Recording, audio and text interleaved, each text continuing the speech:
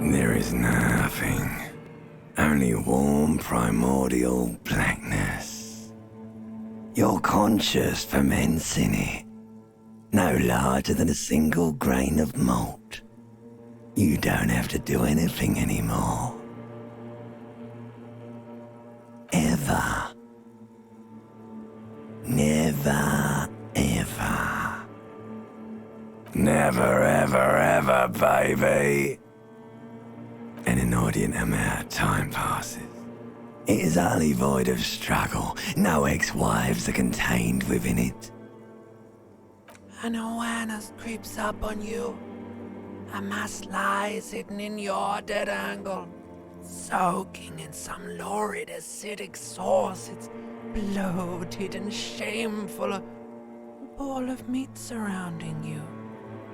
This is a terrible line of questioning, and it will only lead to more awareness of the meat. Ex-love, ex-tenderness.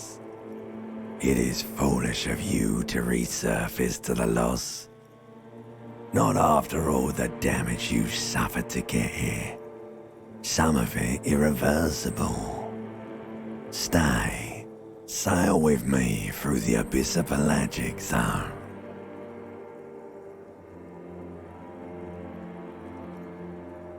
Do you really?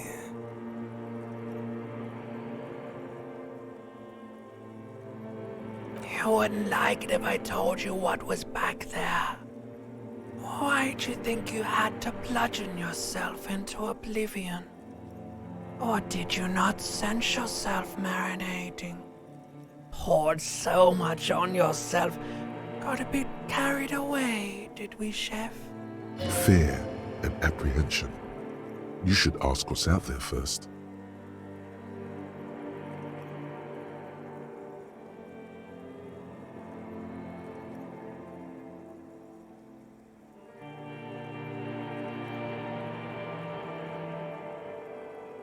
There's this giant ball there. An evil apes. And the evil apes are juking it out on the ball. You're one of them. It's basically all just evil apes juking it out on a giant. You can't even make out it's a ball when you're juking it out. It's that large. Infinitesimally small. Vying for resources is just a stupid expression you picked up somewhere. The part of the presentation you want to take home with you is this. You have to beat the other evil apes in the face, or you lose. Somewhere in the sore, bloated man-meat around you. A sensation. Like a fly to the ointment, your conscience sticks to it. The limbed and headed machine of pain and undignified suffering is firing up again. It wants. You can take it. You're a champion.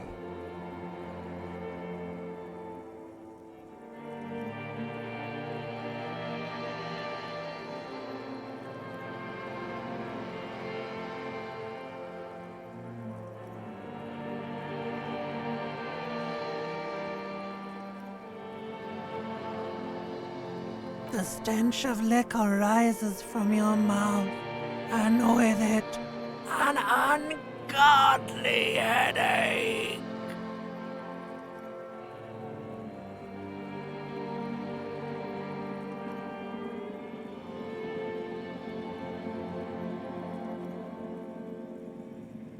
A fiery streak penetrates your skull, trying to force your eyes open.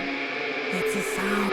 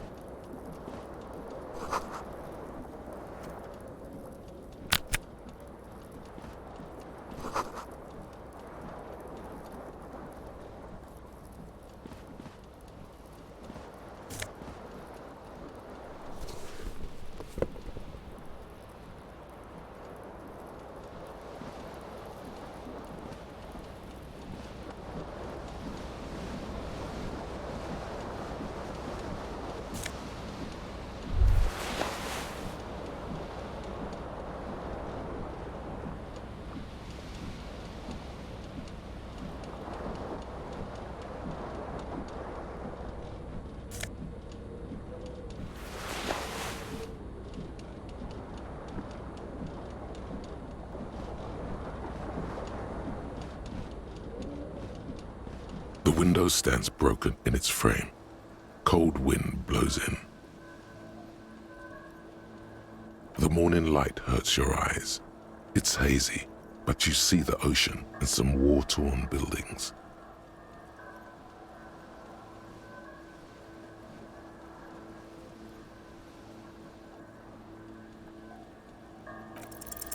The shards face outward. Whatever broke this window came from the inside.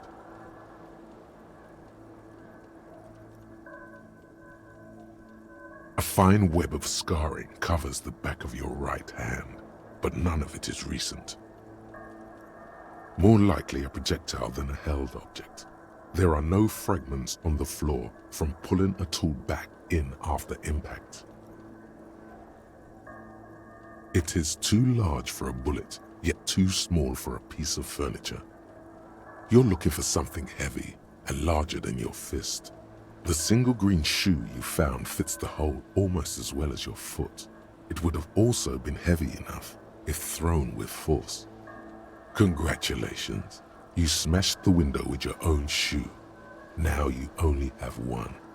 If you're lucky, you could still find the other one on the balcony outside. The door to it should be outside your room. You mean someone else took your shoe off and smashed the window with it? A cool wind gushes in. Your toes curl up from the cold.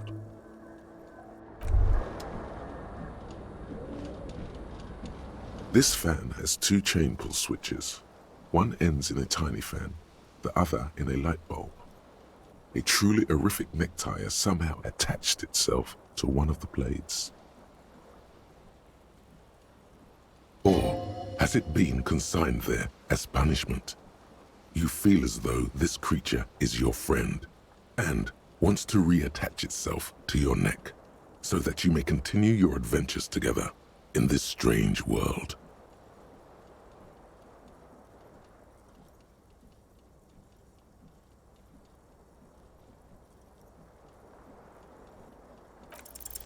You swoop up and catch the tie. Snap. It's released from the blade. Warning, warning, the necktie is no longer contained. What you have in your hand is a fantastically colorful tie with 4 or 5 different patterns. The knot reminds you of a noose.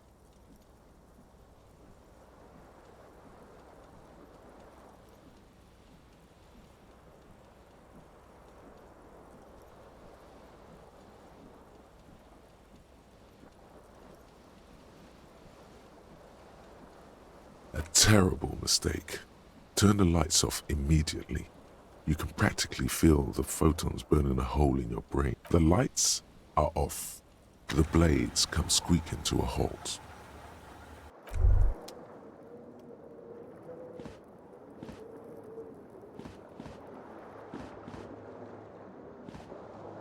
You hear a jingle. Keys are clinking in the pocket of your flare-cut pants. It says, whirling in rags, on the aluminium keyring. There is a single key on the ring. The number 1 is etched on it. It should open the door.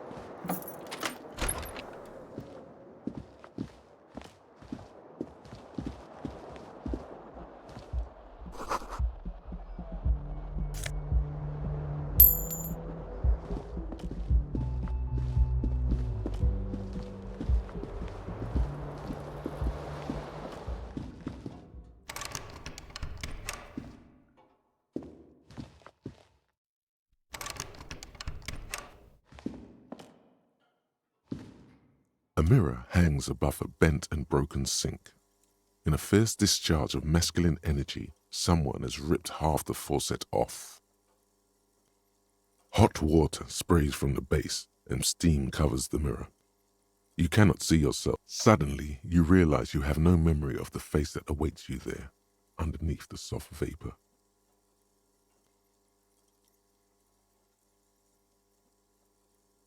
Really, all recollection of the person you are, the people in your life, and even the world you're in has drowned in a sea of blood alcohol.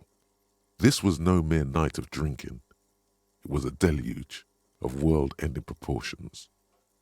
As you slowly reach your hand towards the abort, you clearly have not thought this through.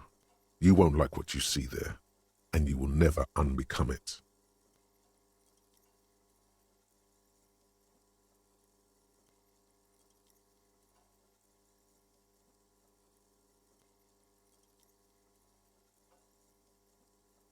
Behold, you have no idea who this thing is, do you?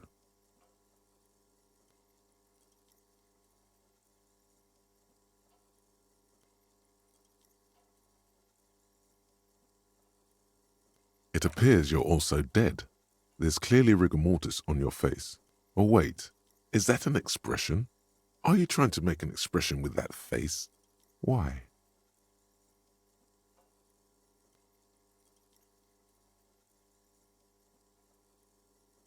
Please stop. It's horrible. You're scaring yourself. You can't, can you? It's like it's not even voluntary anymore. You have worn that grin into your face, and now it won't come off. What does it even mean? What is the emotion you're trying to convey?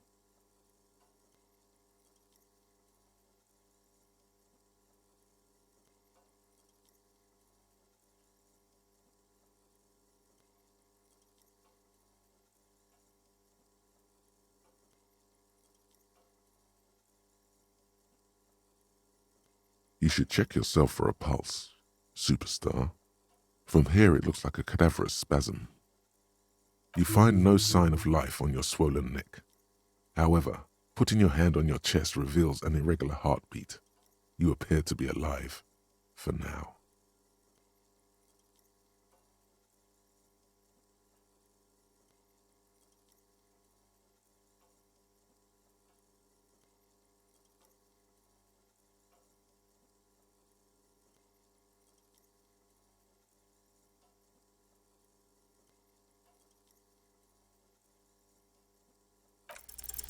It's too late.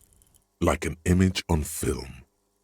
The expression belongs to your primary motor cortex. It would take a minor neurological miracle for you to cease producing it.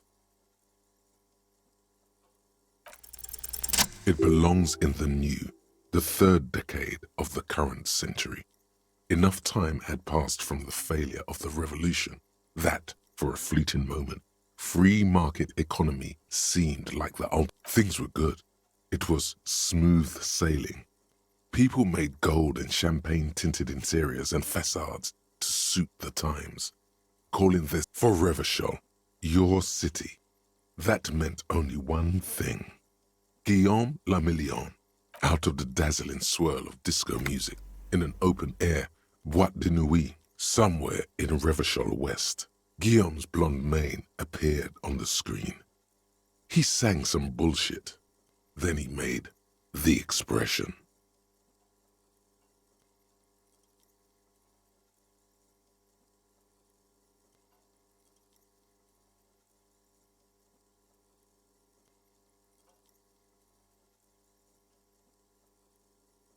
The click is used to spur on a horse. It also features heavily in Guillaume Lamillion's regional mega hit, Don't Worry, Your Pretty Little Head. Some 20-odd years.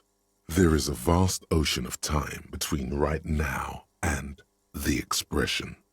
Looking good on you, or anyone. Humanity has run aground in that time. It's a different world now. The expression is a relic. Everyone loved it. Maybe you thought some of the stardust would rub off on you. Maybe it did. Either way, it's all gone now. Only the grimace remains. You have some understanding of the recent history of disco. The rest is dull. It doesn't have to be. You can swoon over Guillaume and his champagne-corked smile whenever you want to. Maybe some of the stardust will return.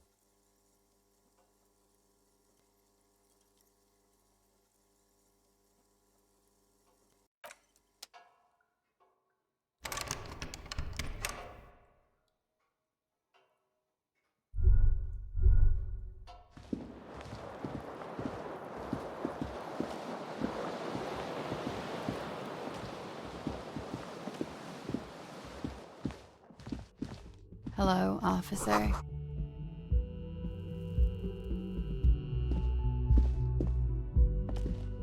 The young woman raises a cigarette to her lips. Her eyes are brown and her face is speckled with birthmarks. She can't be more than 28.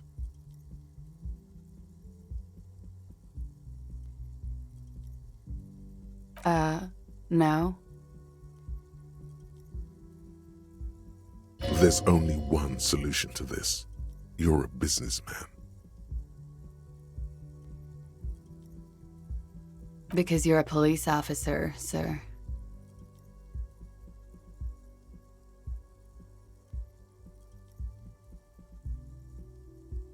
I'm not, unless you've been shitting us all this time. You've been here for 3 days, on official police business, no less. Couldn't say. In truth, so far, mostly drinking.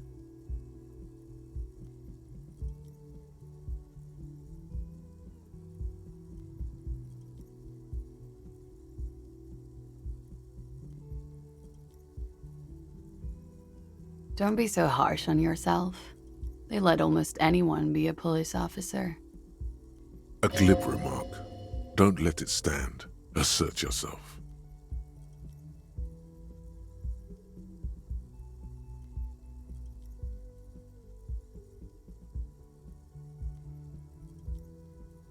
A fondness for contradictory statements.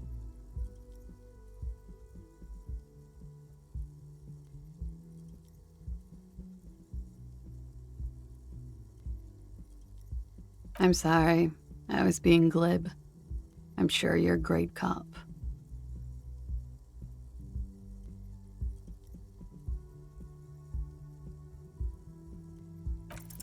Try the expression. Come on, why are you still doing this? Alcohol raises testosterone levels, especially in men. The levels remain elevated after inebriation ends and the pain begins. You seek comfort. It's only natural. She puts out her cigarette.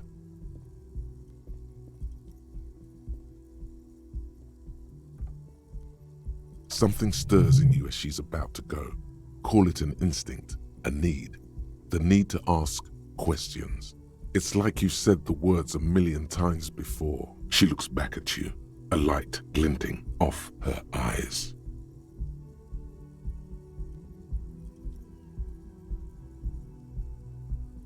Yes.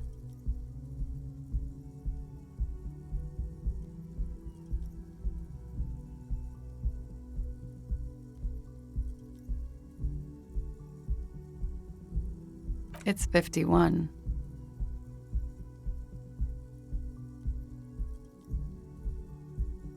The current century?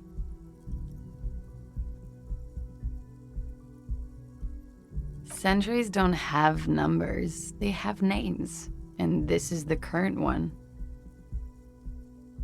Civilization has existed for 8,000 years, sir.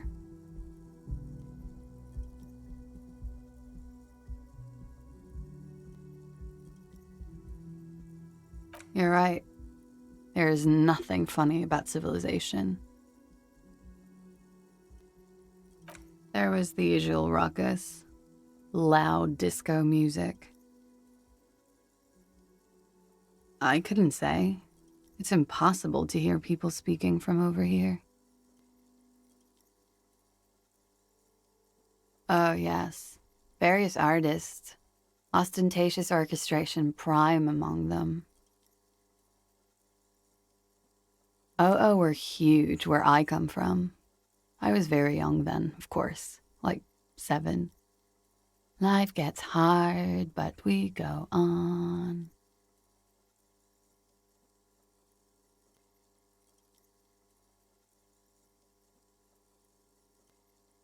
It would appear so. At around 2 o'clock, the disco stopped and a slow, sad song started playing, like organ music on repeat. That went on for quite a while.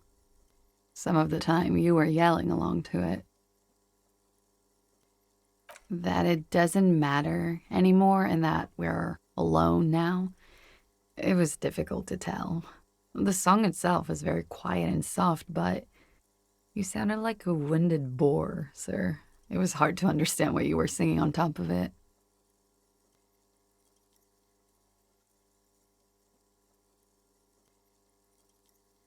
Then you started screaming and trashed the place.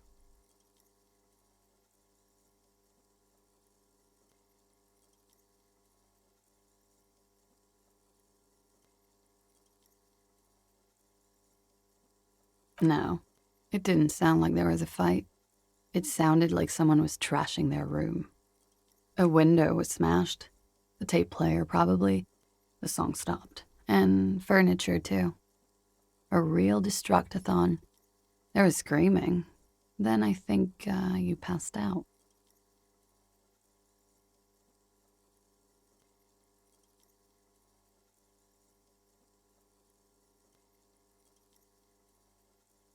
There was. I think you screamed that you didn't want to be this type of animal anymore. I went out afterwards. Everything was quiet by then, around 4 or 5. You're in a hostel, sir.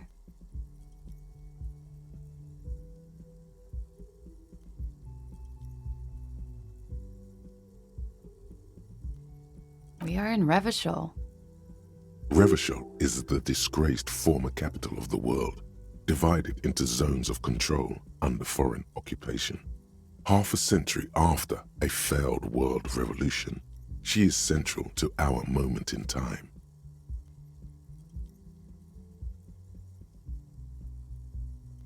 You sure look like you're from Revachol. Revachol parties.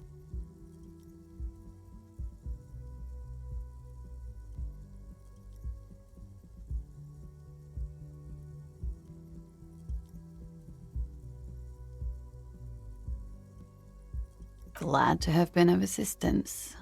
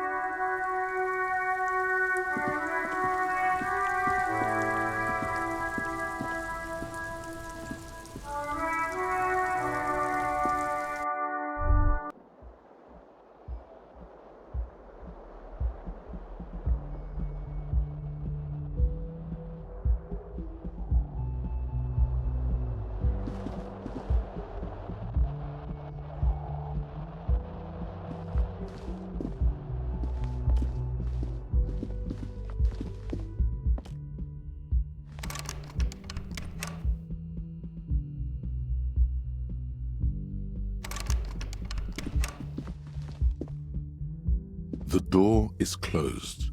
There is no answer. You hear the shower being turned on. Somewhere, a tremendous loneliness comes over you.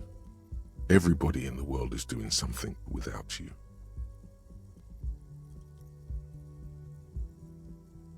The door does not care. The door probably thinks you're a has-been loser too. You feel your funny necktie becoming tighter and tighter around your neck.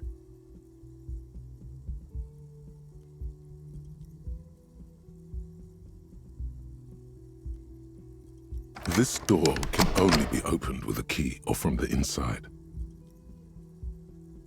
This door can only be opened. Still no answer. Still nothing. Still nothing.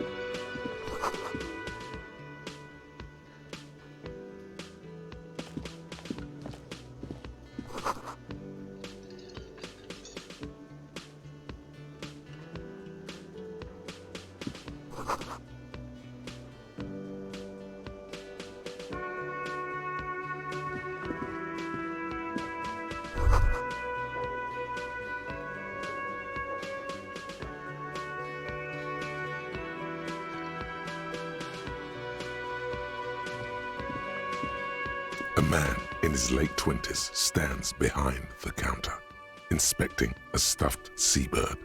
As you approach, he gives you a sideways glance, then looks down again. That was disdain in his eyes. Even now he's purposely ignoring you.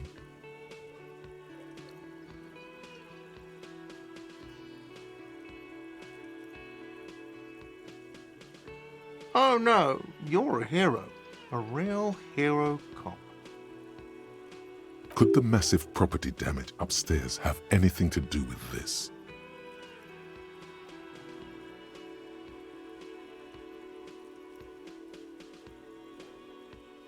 Am I? Or did you ride in, take the body down, solve the murder, and not trash my hostel room?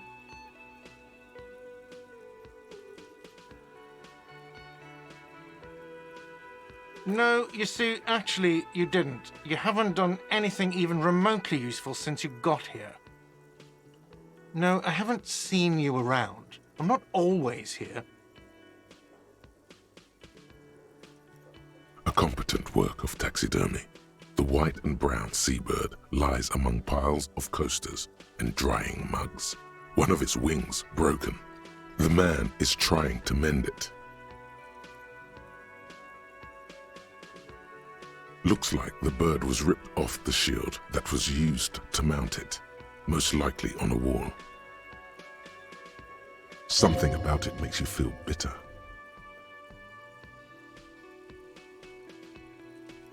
Look, your buddy is over there. Why don't you go and talk to him, okay? He pretends not to hear you, concentrating on the bird instead. No, I'm not the bartender. I'm the cafeteria manager. I have 3 cafeterias to manage. 3. Sylvie tends the bar here, not me. I'm only standing in. She just, you know. There's something there, and it's not good. That's all you know for now.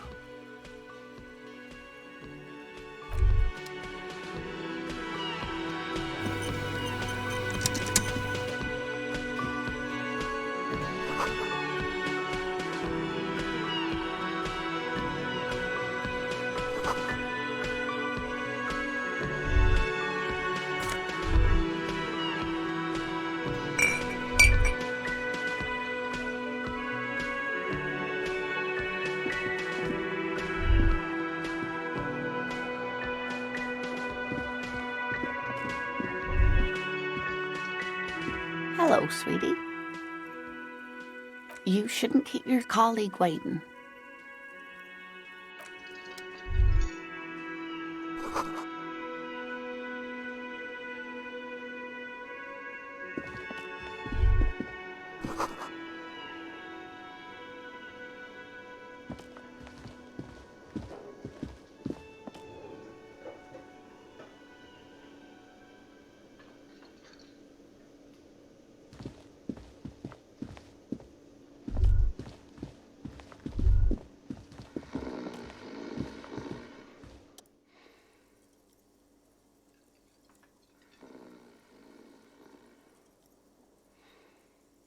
On the counter, rolled out of his open hand, you see a blister pack of headache medicine. The man does not mind. You probably need them more than he does. You've just picked up some magnesium.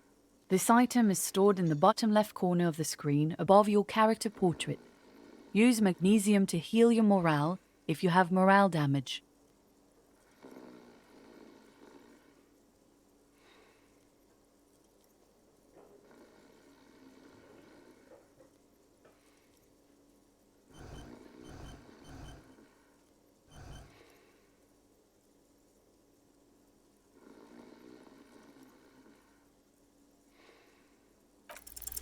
You gently shake his shoulder, but nothing happens. This man could probably sleep soundly in a ship's engine room.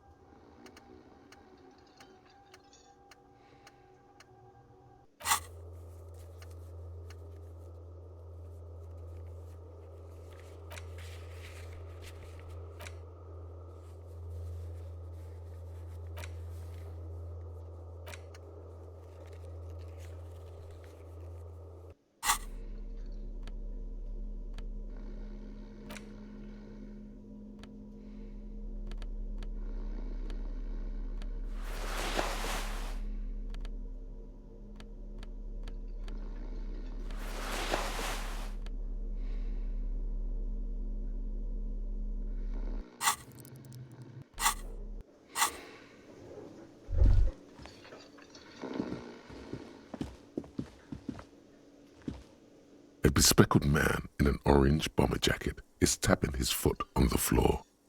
Looks like he's waiting for someone. You.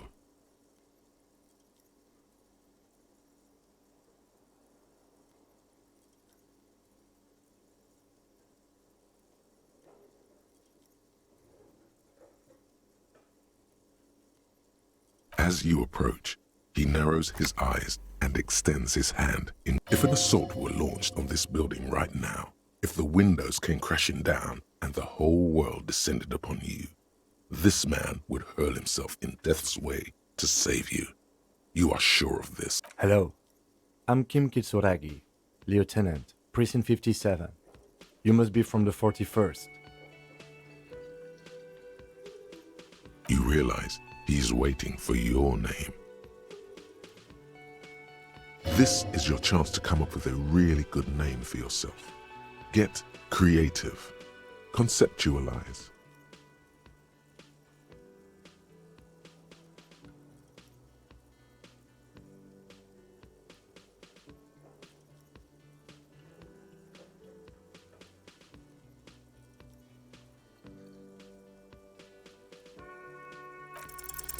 Concentration makes you squint your eyes. Your name should be deep gold and orange, like a forest fire looming on the horizon, but mixed with the stench of liquor rising from your breath.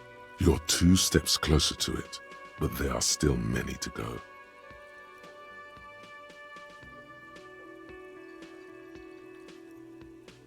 Okay then. It looks like we had a little scheduling error on Sunday. Saturday too, actually. Have you had time to talk to the manager here?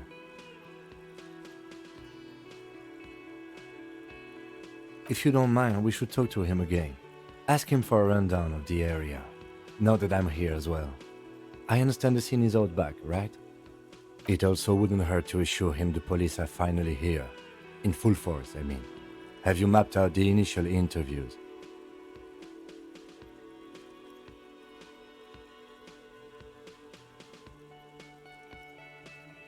Good. But even if you haven't, we'll have time for that after we take a look at the coroner's case. Have you removed the dead body from the tree?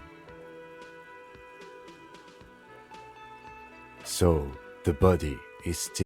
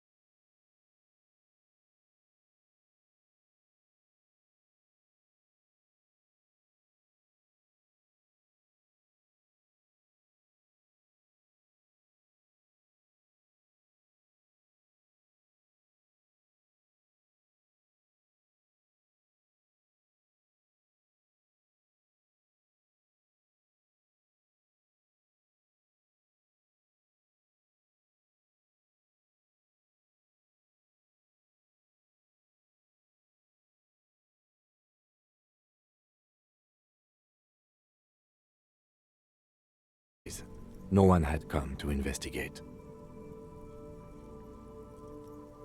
During that time, the victim had been stripped of his belongings. The caller did not identify him, but used the word lynching. There is an ongoing labor dispute between the local dock workers and the logistics company Wild Pines. I was told we should approach the death as part of this dispute.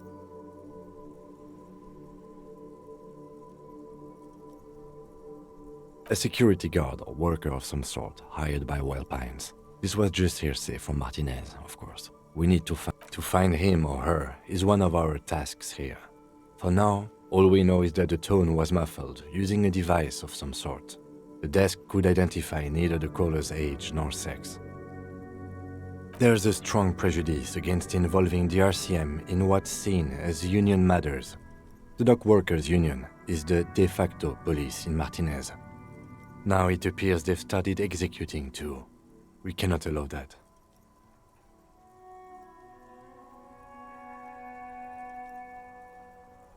That's us, the Revachol Citizens Militia. We're the police in this city.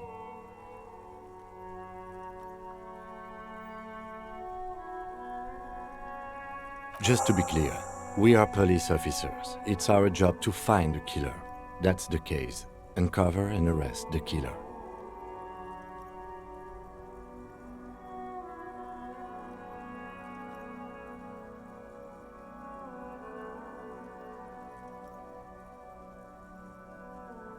No, it's not a particularly mysterious case. The deceased is a security guard for a corporation involved in a labor dispute. It doesn't take a DeLorean polymath to put the pieces together. I just don't see the case getting more mysterious than that.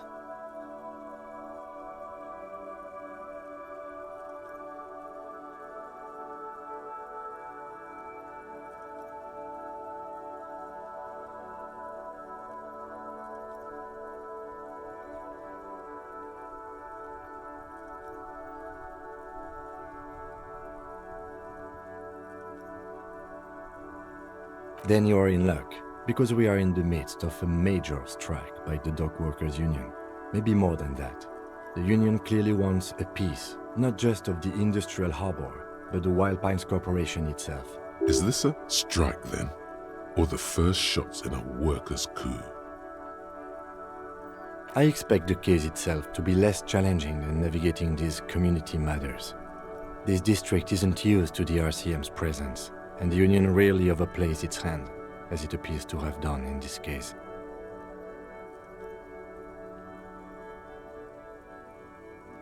Strike, coup, revolution, it's brigandage, however you parse it.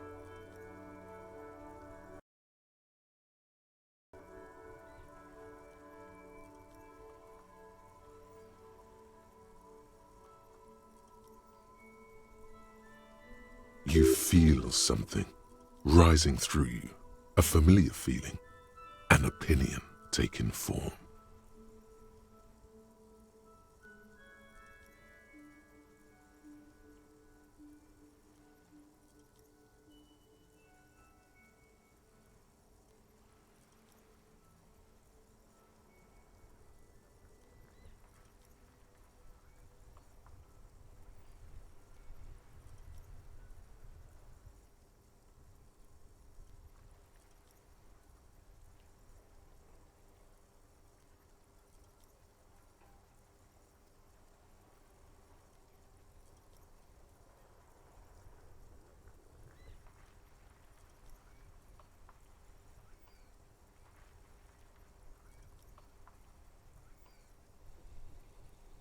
When I said we have to navigate community matters, I did not mean we have any say in them. I meant we should be careful. If we are not, the shit will blow right in our faces. From an imaginary fan. Now, was there anything else you wanted to know about the case? I'm afraid you and I are pawns in a pissing competition. His disdain is clear. This man would not use such an expression otherwise.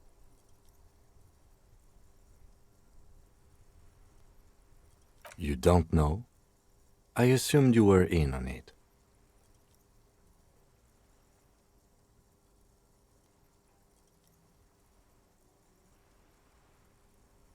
Better still than an imbecile cop-off. It's just stupidity. We shouldn't waste any more time on it. If you want my take, ask me after we've inspected the victim.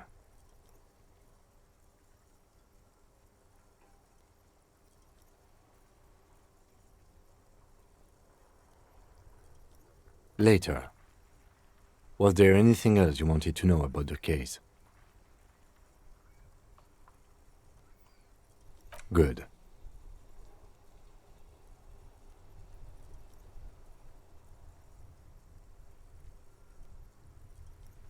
Me? I don't see how my life is pertinent to the investigation.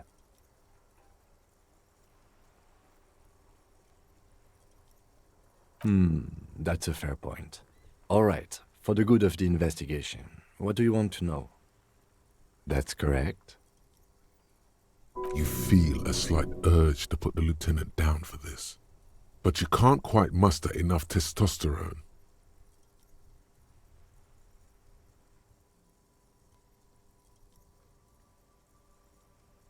I guess you don't need glasses, then.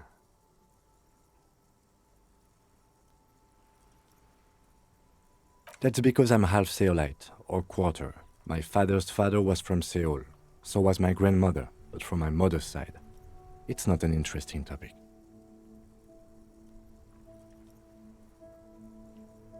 It's a part of the world, officer. A geopolitical entity and a geographic division. I told you it wouldn't be interesting.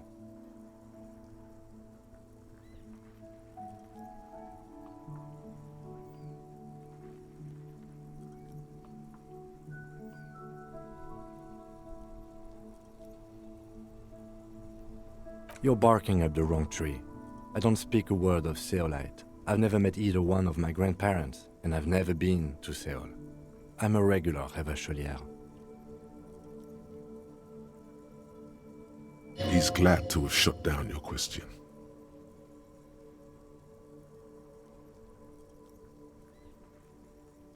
No.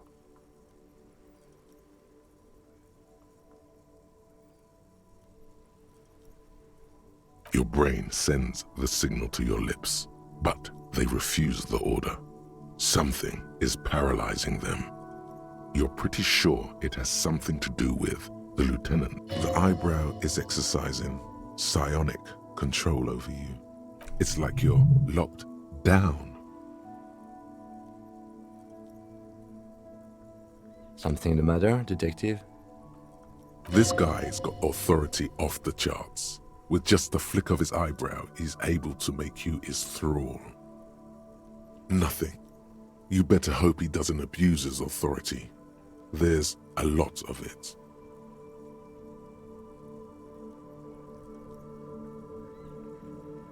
If the lieutenant were an evil man, who knows what sort of havoc he could wreak. Fortunately, he is a committed officer of the RCM. He'll only use his powers for the good of the investigation. The lieutenant relaxes his eyebrow, and you seem to regain control of yourself.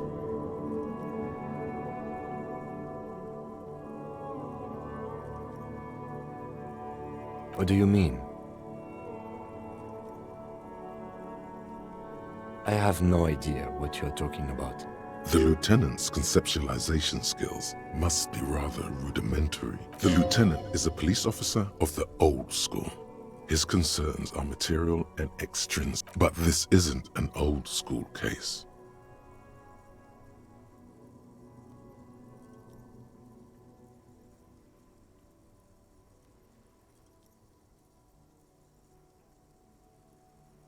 I can't say that it does, no.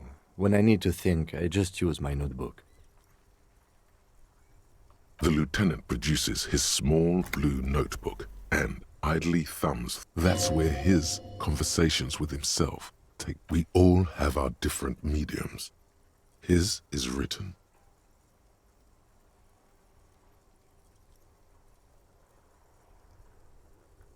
Good.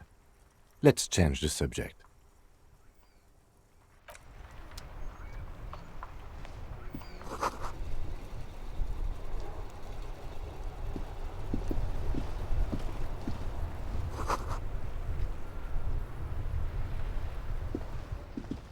The RCM in Martinez.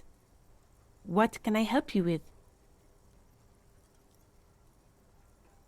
Of course. What can I help you with? Me? I am just a gardener. I am pleased to meet you too, officer. Of course. Where to?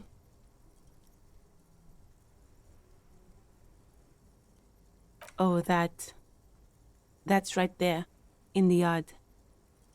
She's relieved someone has come for it, finally.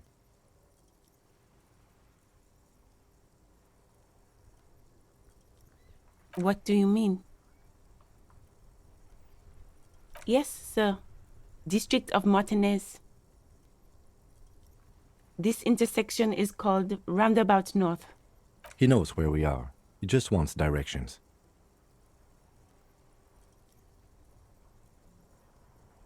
The harbor gates? Some kind of commotion, I think. I don't follow the local politics. A fleet store too. Some shops and a bridge. The canal bridge leads to the coast, but it's broken, I think. Just coast. There's a little fishing village there, and a fish market. But there's the pier, the Cape Side apartment buildings, some more tenements. It's just water. No, actually, I think they call it the Martinez Inlet. There are some islands in the bay, but they're hard to reach. No problem. Excuse me? She's uncomfortable. Maybe you should drop this line of questioning. Oh, well, I didn't write it there. I'm just sitting here. Okay. Of course. I won't hold you back. Her gloves. You get the feeling that you need them. You have a dead body to deal with after all. Sure, keep them. I have another pair.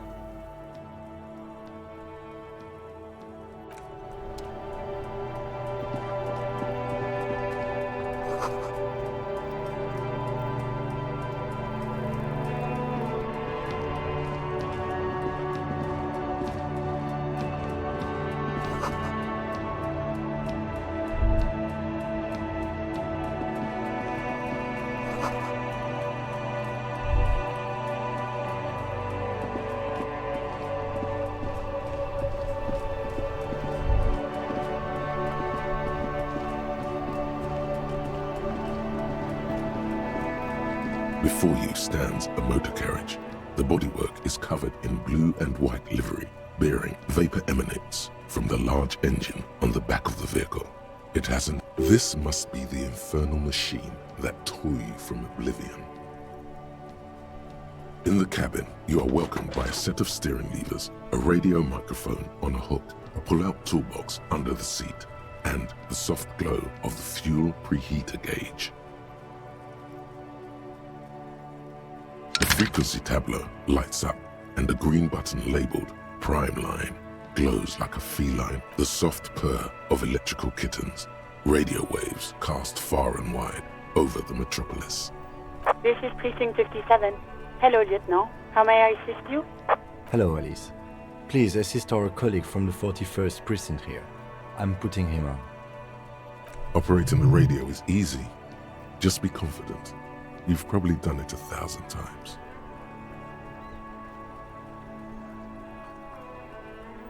This is Officer Alice Demetri, Precinct 57. How may I assist you?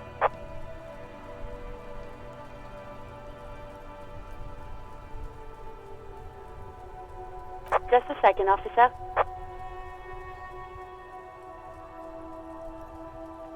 Ten 10-5. This is 41st. Come in. Over. A scrawny old man sits in a dusty cubicle, smoking, with a large white rectangle sewn on his vest. In front of him is a box-shaped apparatus with an array of wires and antennas. The radio switchboard. 10-4. What's your status? Over. 10-18. 10-20. Over.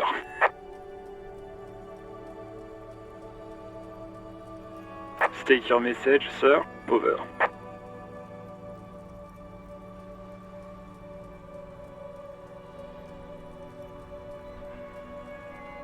10-9, repeat message, over. 10-4, message received. This is a very serious situation. I need to 10-22 the captain. Is it him? What does he want? Says he lost his badge and needs to report it. He what? He lost his badge? Who lost his badge? Dick fucking Mullen. Who do you think? It's Officer Dick Mullen from the bestseller Dick Mullen and the Lost Identity.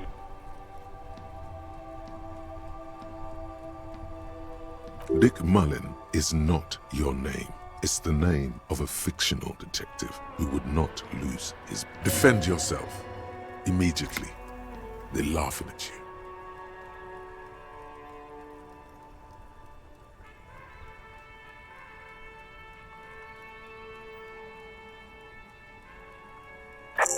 I hear you, officer. I'm just going to make a note here that you are in pursuit of your misplaced badge. Over. Fuck me. Mac, come here. You've got to hear this. Dick Mullen What's going on? Super Cop here lost his... He lost his what? His badge. He lost his goddamn fucking badge.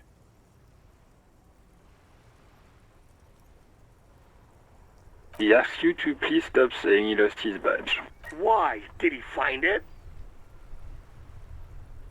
Sergeant Orson was wondering if you found your badge yet. You don't have a comeback. Sorry. It's hard to think like this. He's not replying. Looks like he's still looking for it. 10-9, come again. I didn't get that. Over.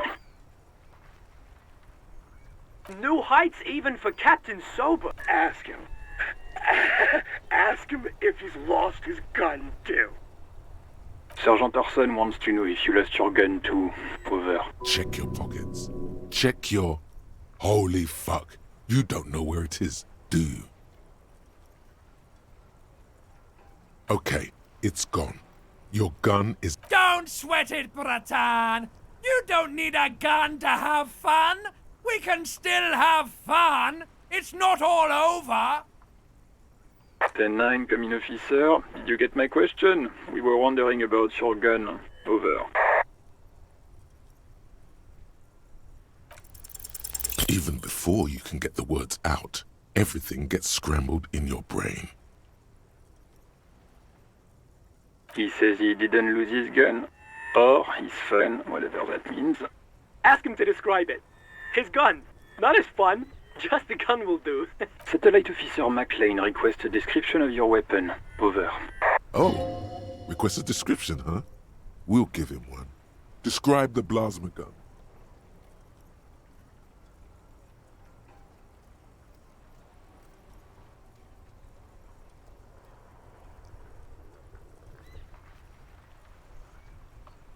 It's a single-shot kill A9.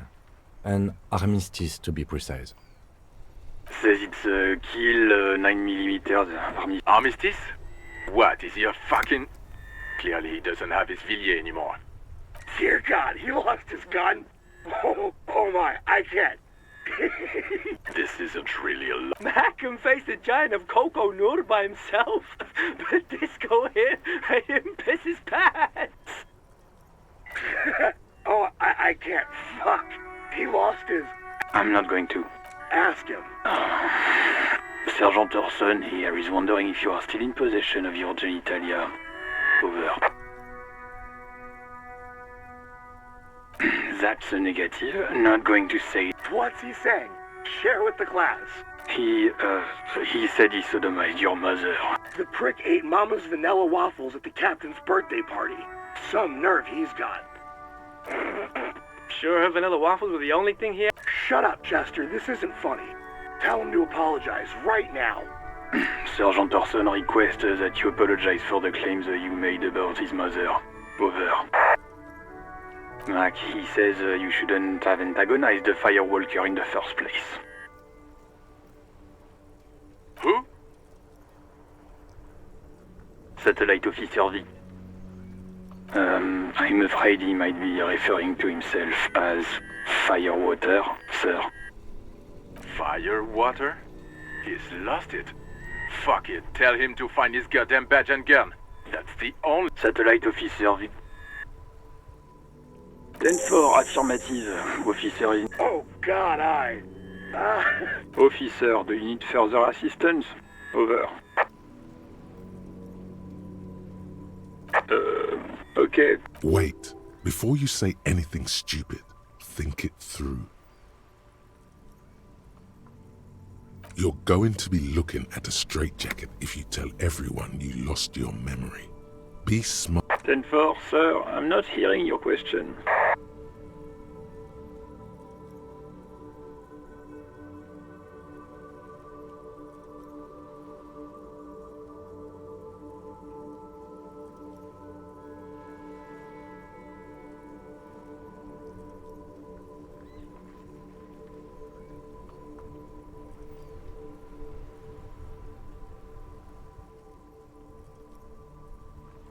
Ten-9, repeat message. I didn't get that, sir. Over.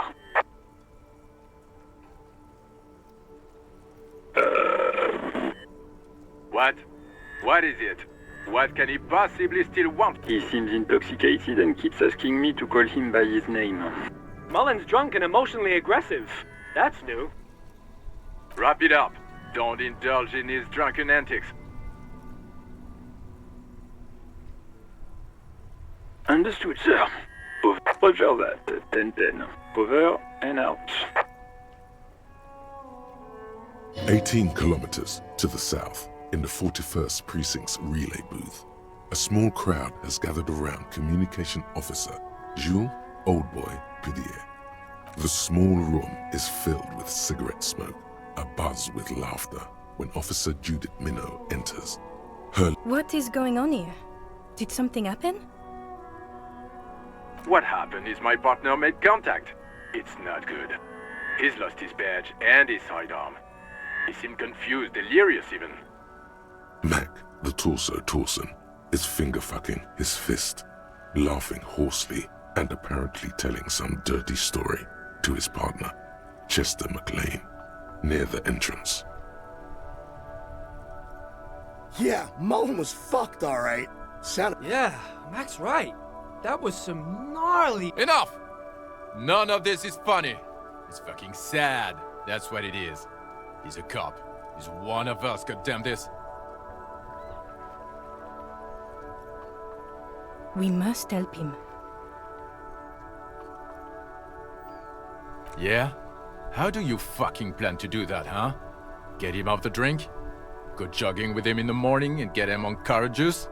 He's a lost man. I just know we can't give up on him when he's at his weakest. He wouldn't. Mac, man the door. You know what he told me? I don't want to get better. I want to get worse. Those were his words. This shit does not leave this room. Not a word of this to the captain, or anyone else. We'll give him a couple of days to pull his... I guess I can hold off the report for a few days. Good. Okay, everybody. Nothing but a prank call here. We all got our laughs. Now get back to... Far north, on the other side of the motorway, the officer quietly hunches with his hand in the motor carriage. A metallic drawer slides out from under the seat and clicks into place. The tools inside are neat. Take what you need, officer. It's going to be a long case. I'm not protective of my tools, like some men. He's clearly a little protective of his tools. But what can you do? Work is work.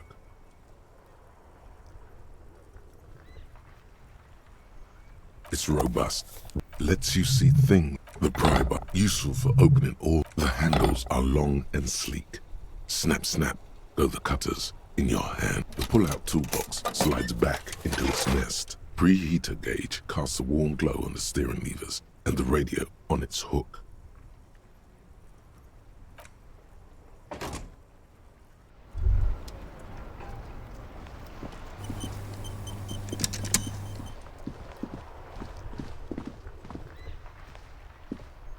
This Послепохмельные mail collection box has been heavily vandalized with graffito. A closer inspection reveals 2 bullet holes in the front.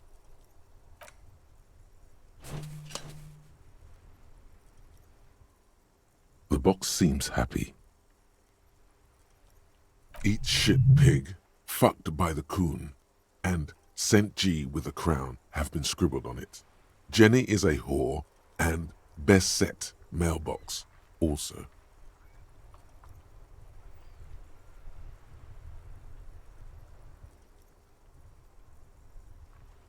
The mail collection box seems cathartic, thankful even. So do you. You shudder.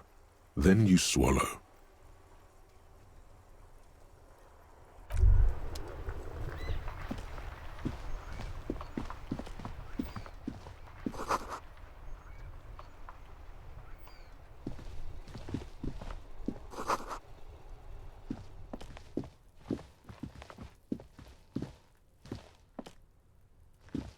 An old call box with a matrix of push buttons lists all the companies in the East Delta Commerce.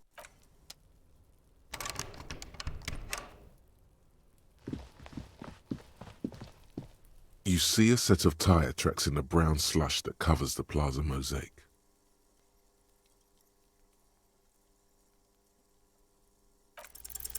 The tire tracks were left here by an unknown event that took place some days ago. It's a message, written in the language of burnt rubber. Some of that rubber stuck to the tiles right in front of the whirling in rags.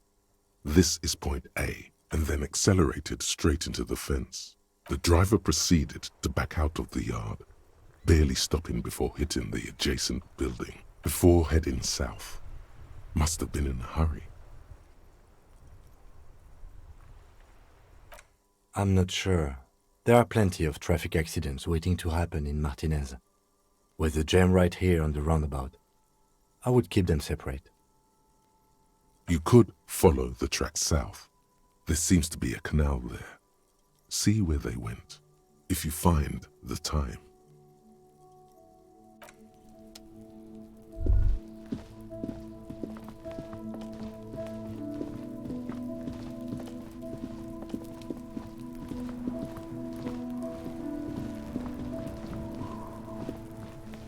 Kuno's got this! If there ever was such a thing as an ugly kid, then this is it. He's almost exquisite in his ugliness, like a gremlin. Oh yeah, nappa gumpy, Kuno!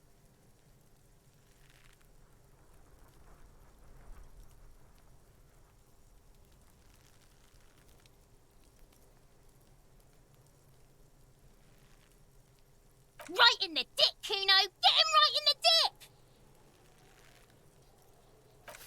Love it in the dick.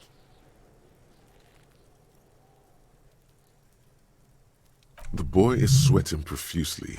His eyes are like two black holes and his jaw is twitching as if trying to break free from the empire of his body.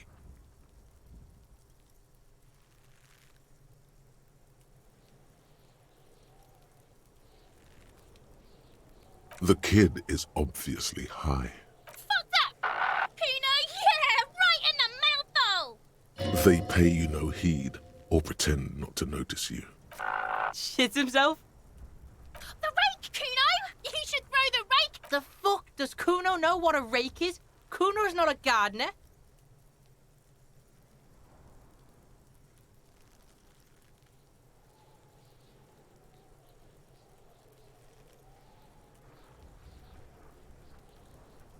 We shouldn't do anything. I don't tempt such forces. You will see. The fuck are you talking about? He's calling us Kuno! He says we're Alright, entertain the Kuno. Show me what you got. What you got there? What you got, huh? Show me what you... Shitload pig. What's your question? Don't tell the pig shit, Kuno! If I were to want to waste my time, which I do not, I would ask them who... You have no idea what the... Kuno's fuck imp. Kuno uses the fuck imp for target practice. Probably climbed. Kuno was busy down the road when that shit went down. You heard Kuno? I don't know. Some fucking... Mesk or I don't know, some other place. Night City. Kuno is in fucking Night City. Kuno gives this info out. Your test. Get lost! Kuno doesn't fuck.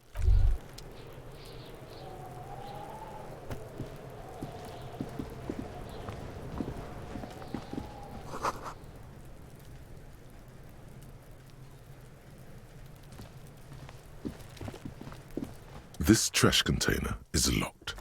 The sliding lid, as there's something in there, not necessarily connected to the case, but still. The body is downwind from here. Maybe you prefer the smell of garbage to the smell of death. Trash, food waste from the cafeteria. They lock these containers to keep the derelicts from flocking in. Could be evidence too.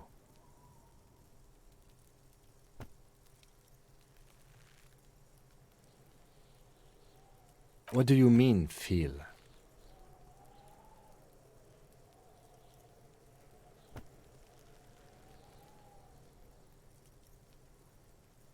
Mm-hmm.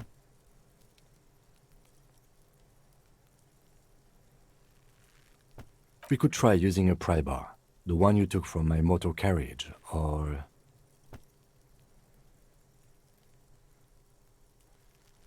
Or we could ask for a key from the manager of the Whirling in Rags. He probably has one.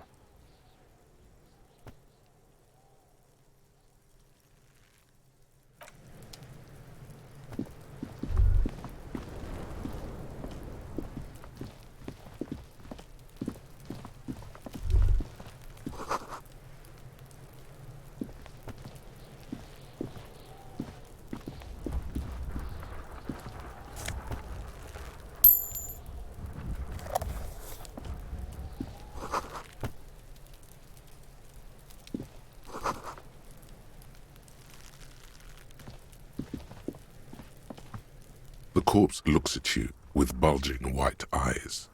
The face around them does not look human. It's swollen and ready to burst. His lips are fish-like, and his tongue, you seem to be holding your breath. A cargo belt twists his neck at an unnatural angle. The body below appears stiff. It's letting out an ungodly rot.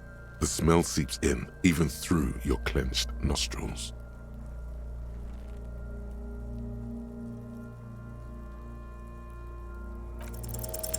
The smell is repulsive. It pushes in from your mouth, more instant and more familiar than anything you'd expected, more fever than odor.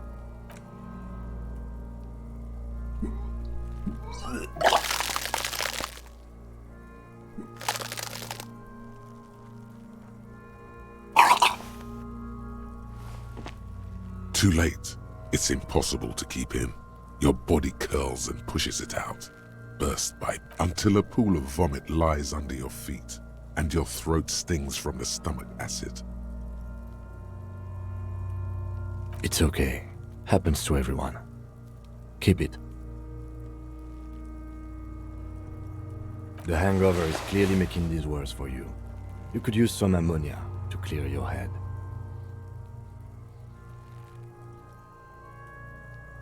If you can handle the headache, some officers use it to deal with cadaverine odor.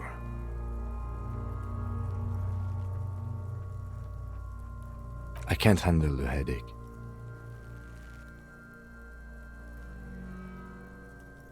There is Frit nearby, east of the hostel. They usually have a small apothecary. If they don't... There's a greenhouse here, and a gardener with a wheelbarrow on the corner of the Whirling in Rags. If she works here, she might have something for the smell. Acquiring ammonia will provide a modifier to the white check. Modifiers make checks easier and allow you to retry them. Active decay. It's okay to throw up, officer. No one is judging. He's about to blow! Cop's gonna blow, Kuno!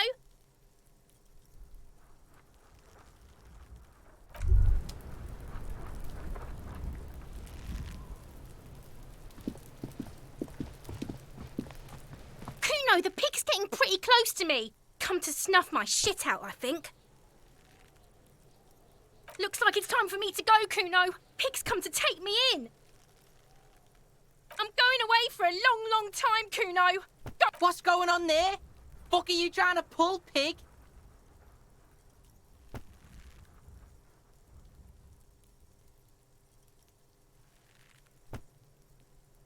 You don't want to fuck with me. I got my hands bloody. I'm not here, pig. You're not seeing this. You can still see the top of her hat from behind the fence.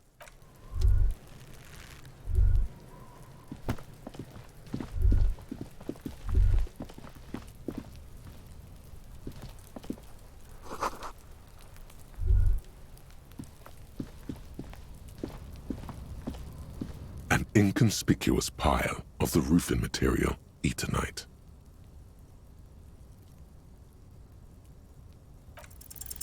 Because it's nice and orderly. Well-laid pallets. No, there's more to this. You get this strange feel. Hard to say. It's gone now. Feelings pass, you see. It's nothing. Someone just left some roofing material slanted against an old shack.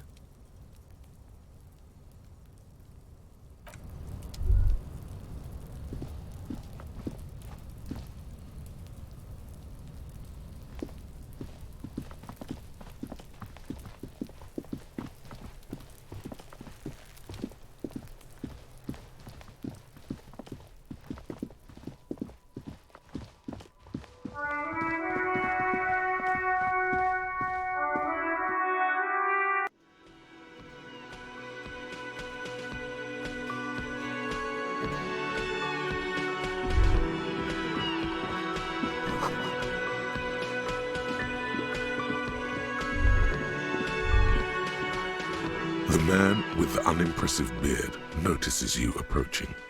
He drops the ledger he was holding. Mr. Gart, right?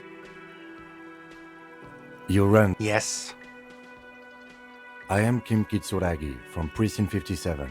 This is an inter-district investigation, so joining me from Precinct 41.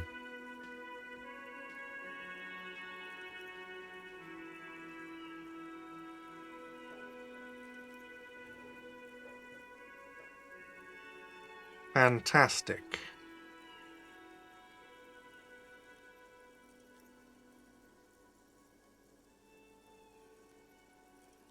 Right. Now, I know it took us a while to arrive at the scene. It also took you a while to call us and report the dead body. It was you who placed the call, yes? No, I only just got here. It was probably Sylvie who called you. She usually works the bar here. I'm only temporarily taking over her duties. Do you have her number? As a matter of fact, I do.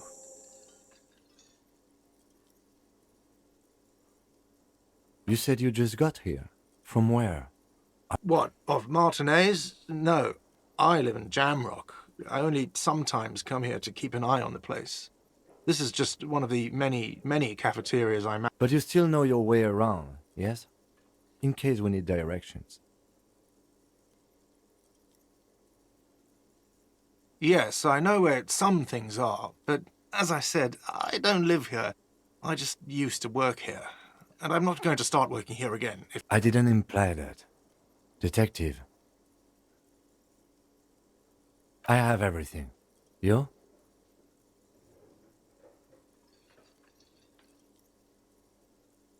Yes, yes, he means, do you have questions for me, like a police officer would?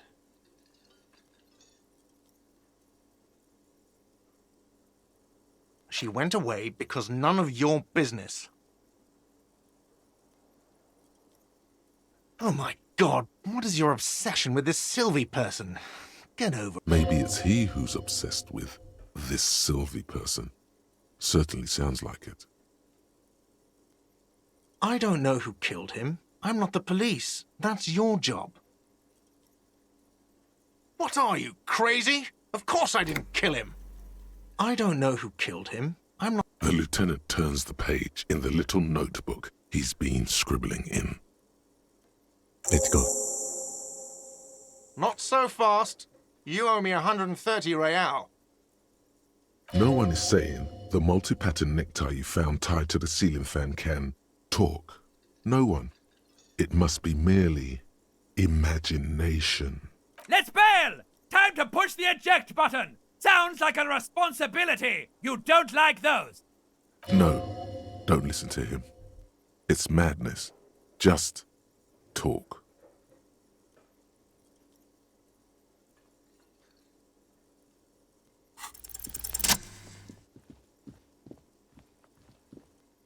As you blow this joint, behind you a whiny voice shouts. Real mature, man. Real.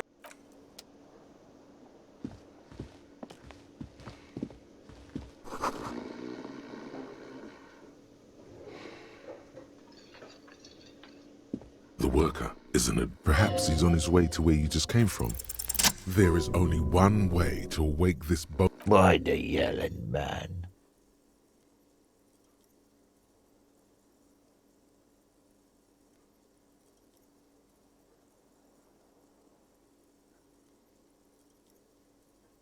Wait, what? I was just sleeping. Officer, even after a rude awakening, this dock worker respects the police, more than they usually do at least.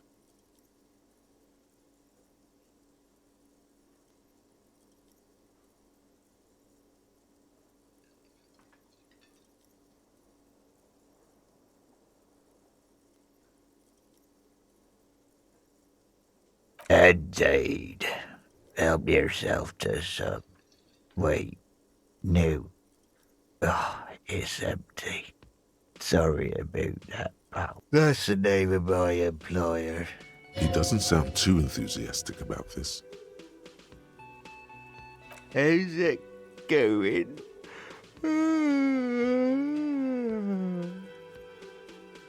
Haven't you noticed what's going on outside?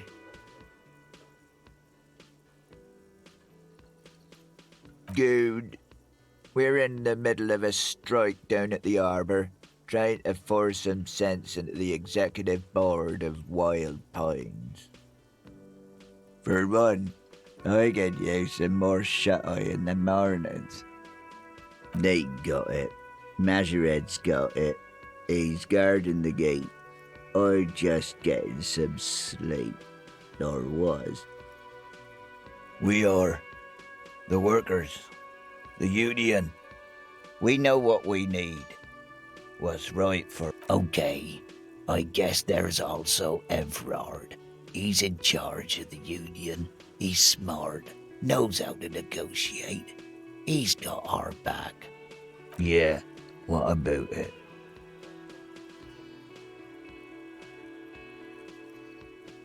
You know, people die here every day. Someone's found in a ditch, another one falls. If someone has decided to die on top of a tree, then how is it my concern? I can tell you this. Trouble's ahead. You heard what I said. Draw your own conclusions. That's all I know, and I prefer to keep it. The lieutenant gives you a little nod, then makes a note in it. So union people think he was a killer, he thinks. Even sleepy hair. This doesn't help a lot, but it's something. Good work, detective. Thank God, no.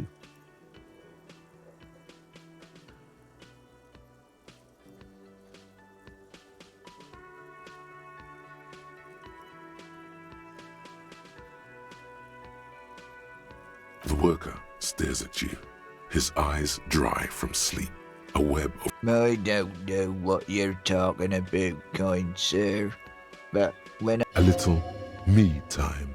The dock worker doesn't answer.